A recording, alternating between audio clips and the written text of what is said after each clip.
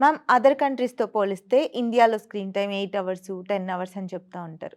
దీనివల్ల డిస్టర్బ్ అయిపోతున్న ఫ్యామిలీస్ చాలా ఉన్నాయి. ఎగ్జాంపుల్‌కి నాకు తెలిసిన వాళ్ళ ఫ్యామిలీనే తీసుకుంటా. ఇద్దరూ వెల్ ఎడ్యుకేటెడే. అతనేమో మార్నింగ్ లేస్తే జాబ్‌కెళ్ళాలి. ఆమె ఇంటి దగ్గరే ఉంటది.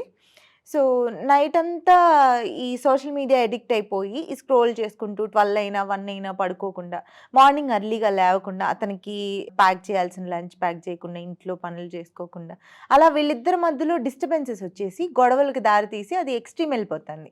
ఇది చాలా మంది ఫ్యామిలీస్‌లో జరుగుతున్నదే. ఈ టాపిక్‌కి చాలామంది కనెక్ట్ అవుతారు. దీనికి రీజను, సొల్యూషను ఎలా కరెక్ట్ చేసుకోవాలో మీ వేలో ఒక ఆన్సర్. టీవీలో వచ్చిన కొత్తలో ఆ టీవీ సీరియల్ వచ్చే టైంకి everybody use to get connected to the TV. ఆ అవును. టైంలో ఏదైనా పని చేసినా కూడా టీవీ మీద స్క్రీన్ మీదే తలకాయ పెట్టి మిగతా పనులన్నీ చేసేవారు. ఇప్పుడు అట్లీస్ట్ ఆ ఫేస్ నుంచి పక్కకు వచ్చేసాం మనం. So coming to your situation, ఆ పర్టికులర్ దాని గురించి మాట్లాడేటప్పుడు తను ఒక హౌస్ వైఫ్గా ఉన్నప్పుడు, తను ఒక వర్కింగ్ హస్బెండ్ అయినప్పుడు, అతను మార్నింగ్ ఏదో ఒక టైంలో తన పనంతా అయిపోయిన తర్వాత ఒక డిజిటల్ టైం అంటూ పెట్టుకుని she can entertain her self by watching what ever she wants.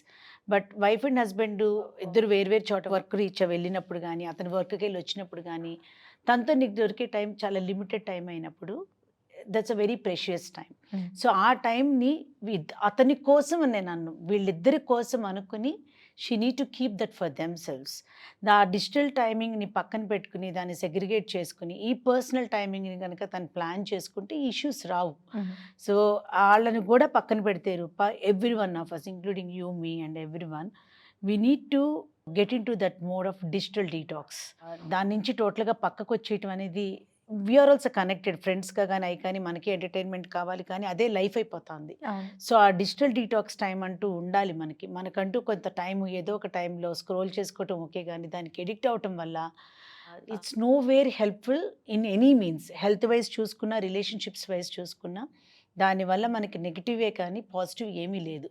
So married లైఫ్కి ఇది కనెక్ట్ చేసుకున్నప్పుడు that little time you get in your life after so much of hard work through out the day, దాన్ని మనిద్దరి కోసము అని పెట్టుకోవటం చాలా చాలా important. రేపు పొద్దున్నే నిద్ర లేగవటం గురించి పక్కన పెట్టి, హ్మ్. ఈ రోజు evening how you spend with each other is also important కదా. రైట్. ఒక dialogue, you can have a dialogue with each other, you can talk about the whole day. ఆ డిజిటల్ మీడియాలో ఎవరి లైఫ్ స్టోరీలో చదివే బదులు మన లైఫ్ స్టోరీసే మనం ఒకరికొకరు మాట్లాడుకుంటే hmm. There is so much to learn, exchange, improve. You know చాలా గివ్ అండ్ టేక్ ఉంటుంది, బాండింగ్ పెరుగుతుంది. So much depth is there inside a conversation. ఇప్పుడు చాలామంది మ్యారీడ్ లైఫ్లో ఒక కాన్వర్జేషను ఒకప్పుడు హ్మ్. మనం వెనక్కి వెళ్తే కాన్వర్జేషన్ ఎక్కువ ఉండేది కాదు.